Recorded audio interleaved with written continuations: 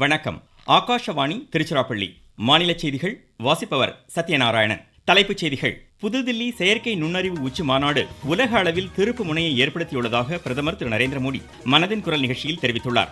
மத்திய மாநில அரசுகள் ஒருங்கிணைந்து செயல்பட வேண்டியதன் அவசியத்தை குடியரசு துணைத் தலைவர் திரு சி.பி. ராதாகிருஷ்ணன் வலியுறுத்தியுள்ளார். தமிழக அரசு மகளிர் முன்னேற்றத்திற்கான திட்டங்களை நிறைவேற்றி வருவதாக துணை முதலமைச்சர் திரு உதயநிதி ஸ்டாலின் கூறியுள்ளார். தமிழகத்தில் கடந்த 4.5 ஆண்டுகளில் 4332 திருக்கோவில்களில் குடமுழுக்கு விழா நடத்தப்பட்டுள்ளதாக மாநில அரசு தெரிவித்துள்ளது. ஐசிசி உலகக்கோப்பை 2020 கிரிக்கெட் போட்டியின் சூப்பர் 8 சுற்று ஆட்டத்தில் இந்தியா இன்று தென்னாப்பிரிக்காவை எதிர்கொள்கிறது. இனி விரிவான செய்திகள். உலகின் எதிர்கால செயற்கை நுண்ணறிவு பயன்பாட்டில் புதுதில்லி செயற்கை நுண்ணறிவு தாக்க உச்சி மாநாடு திருப்பு முனையை ஏற்படுத்தியுள்ளதாக பிரதமர் திரு நரேந்திர மோடி தெரிவித்துள்ளார். அகில இந்திய வானொலியில் மன் கி பாத் மனதின் குரல் நிகழ்ச்சியில் 131வது முறையாக இன்று உரையாற்றிய பிரதமர் AI உச்சி மாநாட்டின் கண்காட்சியில் விலங்குகளுக்கு சிகிச்சை அளிப்பதில் செயற்கை நுண்ணறிவின் பயன்பாடு எடுத்துரைக்கப்பட்டதாக கூறினார். நாட்டின் பழமையான நூல்கள், கையெழுத்து பிரதிகள் ஆகியவை செயற்கை நுண்ணறிவின் உதவியுடன் பாதுகாக்கப்படுவதுடன் வாசிப்பதற்கேற்ற முறையில் மாற்றப்படுவது, மொழிபெயர்க்கப்படுவது உள்ளிட்டவை குறித்து உலக தலைவர்கள் வியந்து பாராட்டியதாக கூறினார். நாட்டில் உடல் உறுப்பு தானம் குறித்த விழிப்புணர்வு அதிகரித்து வருவதாக தெரிவித்த பிரதமர், உடல் உறுப்பு தானம் அதை பெறுபவர்களுக்கு மட்டுமல்லாமல் மருத்துவ ஆராய்ச்சிகளுக்கும் பெரிதும் பயனளிப்பதாக கூறினார். உடல் உறுப்பு தானம் பெற்றவர்கள் சிகிச்சைக்கு பிறகு விளையாட்டு உள்ளிட்ட துறைகளில் சிறந்து விளங்குவதாகவும் பிரதமர் குறிப்பிட்டார். குடியரசுத் தலைவர் மாளிகையில் நாளை நடைபெறும் நிகழ்ச்சியில் மூதறிஞர் ராஜாஜியின் திருவுருவச் சிலை திறக்கப்பட உள்ளதாக தெரிவித்த பிரதமர், அதிகாரத்தை பதவியாக அல்லாமல் சேவையாக ஏற்றவர் ராஜாஜி என்று புகழாரம் சூட்டினார். ராஜாஜி உற்சவம் தொடர்பான கண்காட்சி நாளை மறுநாள் தொடங்கி வரும் 1ஆம் தேதி வரை நடைபெறும் என்றார்.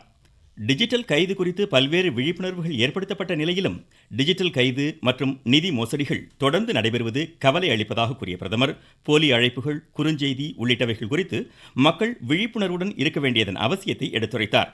வங்கிகளின் அதிகாரப்பூர்வ செயலிகள் மூலம் பெறப்படும் தகவல்கள், OTP, ஆதார் எண் அல்லது வங்கி கணக்கு விவரம் உள்ளிட்டவற்றை யாருடனும் பகிர்ந்து கொள்ள வேண்டாம் என்றும் கடவுச்சொற்களை அவ்வப்போது மாற்ற வேண்டும் என்றும் பிரதமர் அறிவுறுத்தினார். இந்திய ரிசர்வ் வங்கி சார்பில் நடைபெறும் நிதி மேலாண்மை குறித்த விழிப்புணர்வு செயல்பாடுகள் ஆண்டு முழுவதும் தொடர்ந்து நடைபெறும் என்றார். விவசாயிகள் தற்போது உற்பத்தியில் மட்டுமின்றி அதன் தரம், புதிய சந்தைகள், மதிப்பு கூட்டு பொருட்கள் உள்ளிட்டவற்றில் கவனம் செலுத்தி வருவது மகிழ்ச்சி அளிப்பதாக கூறிய பிரதமர், உலகின் மிகப்பெரிய அரிசி உற்பத்தி நாடாக இந்தியா உருவெடுத்துள்ளதாக சுட்டிக்காட்டினார். உள்நாட்டு உணவு தேவைகளை பூர்த்தி செய்வதோடு உலகளாவிய தேவைக்கும் இந்தியா தற்போது பங்களிப்பது குறித்து பிரதமர் பெருமிதம் தெரிவித்தார். நம் நாட்டின் வேளாண் உற்பத்தி பொருட்கள் தற்போது விமானம் மூலம் வெளிநாடுகளுக்கு எளிதாக கொண்டு செல்லப்படுவதாக கூறிய பிரதமர், அவற்றின் உயர் தரத்தின் மூலம் புவிசார் குறியீடுகளை பெற்று வருவதாக சுட்டிக்காட்டினார். தேர்விற்கு தயாராகும் மாணாக்கர் அனைவரும் வெற்றி பெற வாழ்த்திய பிரதமர், மன அழுத்தமின்றி தேர்வுகளை எதிர்கொள்ள வேண்டும் என அறிவுறுத்தினார். மதிப்பெண் பட்டியல் மட்டுமே வாழ்க்கையை தீர்மானிப்பதில்லை என்றும் பிரதமர் எடுத்துரைத்தார். முன்னாள் முதலமைச்சர் ஜெயலலிதாவின் 78வது பிறந்தநாள் நாளை மறுநாள் கொண்டாடப்பட உள்ள நிலையில் அன்னாருக்கு அஞ்சலி செலுத்திய பிரதமர், பெண்களின் நலன், சட்டம் ஒழுங்கு, பாதுகாப்பு ஆகியவற்றில் உறுதியான நடவடிக்கைகளை மேற்கொண்டவர் ஜெயலலிதா என புகழாரம் சூட்டினார். अम्मा जयललिता जी ऐसी ही एक लोकप्रिय लीडर थी। 24 फरवरी उनके जन्मदिन का अवसर होता है। हमारी नारी शक्ति का जुड़ाव तो उनसे और विशेष रहा है।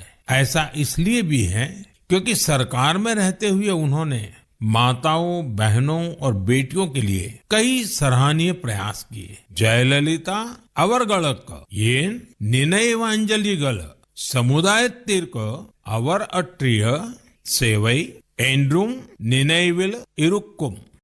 தற்போது நடைபெற்று வரும் 2020 உலகக்கோப்பை கிரிக்கெட் போட்டிகளில் கனடா அணியில் அதிக எண்ணிக்கையிலான இந்திய வம்சாவளியினர் பங்கேற்றுள்ளதை சுட்டிக்காட்டிய பிரதமர், அமெரிக்கா, ஓமன் அணிகளிலும் இந்திய வம்சாவளி வீரர்கள் இடம்பெற்றிருப்பது நாட்டின் தனித்துவ அடையாளமாக விளங்குவதாக பெருமிதம் தெரிவித்தார்.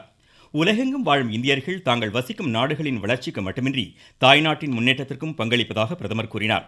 கேரளாவில் 250 ஆண்டுகளுக்கு பிறகு பாரம்பரிய முறையில் நடைபெற்ற கேரள கும்பமேளா மகிழ்ச்சி அளிப்பதாக குறிப்பிட்டார்.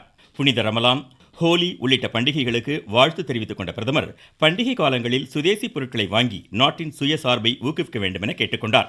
இதனிடையே பிரதமர் உத்தரப்பிரதேச மாநிலம் மீரட்டில் இன்று மெட்ரோ ரயில் மற்றும் மீரட் புதுதில்லி இடையேயான நமோ பாரத் ரயில் சேவைகளை கொடியசைத்து துவக்கி வைத்தார். தொடர்ந்து 12,930 கோடி ரூபாய் மதிப்பிலான பல்வேறு வளர்ச்சி திட்ட பணிகளை பிரதமர் தொடங்கி வைக்கிறார். மத்திய மாநில அரசுகள் ஒருங்கிணைந்து செயல்பட வேண்டியதன் அவசியத்தை குடியரசு துணைத் தலைவர் திரு சி.பி. ராதாகிருஷ்ணன் வலியுறுத்தியுள்ளார். மகாராணி வேலு நாச்சியார் மட்டும்தான் இழந்த அரசர் போர் புரிந்து மீண்டும் கைப்பற்றி இருக்கிறார்கள். வீரம் விளைந்த மண். அது எப்பொழுதும் நல்லா இருக்கும். மத்திய மாநில அரசுகள் எப்பொழுதும் இணைந்து செயல்படுவதுதான் ஒரு பகுதியினுடைய முன்னேற்றத்திற்கு உறுதுணையாக இருக்கும். சிவகங்கையில் வீரமங்கை வேலு நாச்சியாரின் திருவுருவச் சிலைக்கு மாலை அணிவித்து மரியாதை செலுத்திய பின் செய்தியாளர்களிடம் பேசிய அவர், அமெரிக்காவின் வரி குறைப்பு நடவடிக்கையால் இந்திய பொருளாதாரம் மேம்படும் என்றார். முன்னதாக மதுரை வண்டியூரில் சுதந்திர போராட்ட வீரர் வ.உ. சிதம்பரனாரின் சிலை கட்டுமான பணிகளுக்கு குடியரசு துணைத் தலைவர் இன்று அடிக்கல் நாட்டினார். நீங்கள் கேட்டுக்கொண்டிருப்பது ஆகாஷ்வாணியின் மாநில செய்தி அறிக்கை.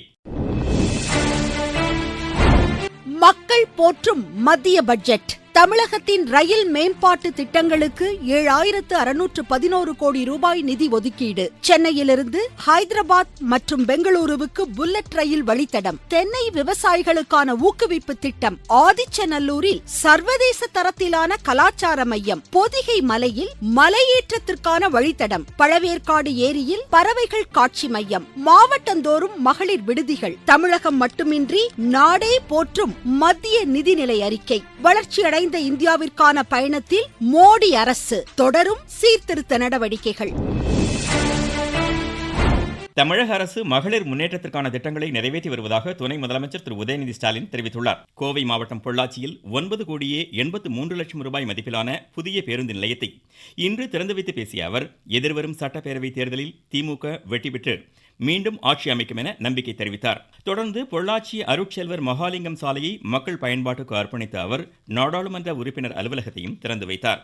தமிழகத்தில் கடந்த 4.5 ஆண்டுகளில் 4332 திருக்கோவில்களில் குடமுழுக்கு விழா நடத்தப்பட்டுள்ளதாக மாநில அரசு தெரிவித்துள்ளது. இது தொடர்பாக அரசு இன்று வெளியிட்டுள்ள செய்தியில், மாநிலம் முழுவதும் 12,931 திருக்கோவில்களில் 8,100 கோடி ரூபாய் மதிப்பில் திருப்பணிகள் மேற்கொள்ளப்பட்டு வருவதாகவும் 8,107 ஏக்கர் கோவில் நிலங்கள் ஆக்கிரமிப்பிலிருந்து மீட்கப்பட்டுள்ளதாகவும் தெரிவிக்கப்பட்டுள்ளது. பழனி, அணுவாவி, திருநீர்மலை, திருக்கழுக்குன்றம், திருப்பரங்குன்றம் அருள்மிகு காசி விஸ்வநாதர் திருக்கோவில் ஆகிய இடங்களில் கம்பிவட ஊர்திகளும், சுவாமிமலையில் மின் தூக்கி அமைக்கும் பணிகளும் 196 கோடி ரூபாய் மதிப்பில் நடைபெற்று வருவதாக இந்த அறிக்கையில் கூறப்பட்டுள்ளது. நாள் முழுவதும் 14 திருக்கோவில்களிலும் 764 திருக்கோவில்களில் ஒருவேளையும் அன்னதான திட்டம் ஆண்டுக்கு 120 கோடி ரூபாய் செலவில் செயல்படுத்தப்படுவதாகவும், திருக்கோவில்கள் சார்பாக இதுவரை 2800 திருமணங்கள் நடத்தி வைக்கப்பட்டுள்ளதாகவும் தெரிவிக்கப்பட்டுள்ளது. மாநில அரசு மக்களின் அடிப்படை தேவைகள் அனைத்தையும் பூர்த்தி செய்துள்ளதாக மாநில உழவர் நலத்துறை அமைச்சர் திரு M.R.K. பன்னீர்செல்வம் தெரிவித்துள்ளார். தருமபுரியில் மாவட்ட ஒருங்கிணைந்த வேளாண் விற்பனை கூடத்தில் புலி வர்த்தக மையத்தை இன்று அவர் தொடங்கி வைத்தார். தமிழ்நாட்டில் இறுதி வாக்காளர் பட்டியலை மாநில தலைமை தேர்தல் அதிகாரி திருமதி அர்ச்சனா பட்நாயக் நாளை வெளியிடுகிறார். ஜனவரி 1ஆம் தேதியை தகுதி நாளாக கொண்ட சிறப்பு தீவிர திருத்த பணிகள் நிறைவு பெற்றதை அடுத்து இறுதி வாக்காளர் பட்டியல் நாளை வெளியிடப்படுகிறது. வாக்காளர்கள் voters.eci.gov.in என்ற இணையதளத்தில் தங்களது பெயரை சரிபார்த்துக் கொள்ளலாம். திண்டுக்கல் மாவட்டம் கொடைக்கானலில் கோடை காலத்தின் தொடக்கத்தை குறிக்கும் ஜகரண்டா மலர்கள் மலைப்பாதையின் இருபுறங்களிலும் பூக்க துவங்கியுள்ளதாக எமது செய்தியாளர் தெரிவிக்கிறார். தற்பொழுது கொடைக்கானல், வத்தலகுண்டு மற்றும் பழனி பிரதான மலைச்சாலைகளில் ஜகரண்டா எனப்படும் நீலகிரி மலர்கள் மரம் முழுவதும் இளநீல ஊதா நிறத்தில் பூத்து குலுங்குகின்றன. பிப்ரவரி முதல் ஏப்ரல் வரை மட்டுமே பூக்கும் இந்த மலர்கள் சாலை ஓரங்களில் நீல நிற கம்பளம் விரித்தது போன்ற ஒரு மாயாஜால காட்சியவே உருவாக்கியுள்ளன. இயற்கை அன்னை வழங்கிய இந்த நீல நிற வரவேற்பை ரசித்தவாறு பயணிகள் உற்சாகத்துடன் மலைப்பயணத்தை மேற்கொண்டு வருகின்றன. திண்டுக்கல் மாவட்டத்திலிருந்து ராஜசேகரன், சுப்பிரமணிய பாரதி. ஈரோடு மாவட்டம் தாளவாடி மலைப்பகுதியில் விவசாய நிலங்களுக்குள் புகுந்து பயிர்களை சேதப்படுத்தும் காட்டு யானைகள் வனப்பகுதியிலிருந்து வெளியேறாமல் தடுக்க நடவடிக்கை எடுக்க வேண்டும் என்று அப்பகுதி விவசாயிகள் கோரிக்கை விடுத்துள்ளனர். எரஹள்ளி கிராமத்தில் வாழை மரங்களை சேதப்படுத்திய யானைகளை வனத்துறையினர் காட்டுக்குள் விரட்டினர். ICC உலகக்கோப்பை 2020 கிரிக்கெட் போட்டியின் சூப்பர் 8 சுற்று ஆட்டத்தில் அகமதாபாத்தில் இந்தியா இன்றிரவு 7 மணிக்கு தென்னாப்பிரிக்காவை எதிர்கொள்கிறது.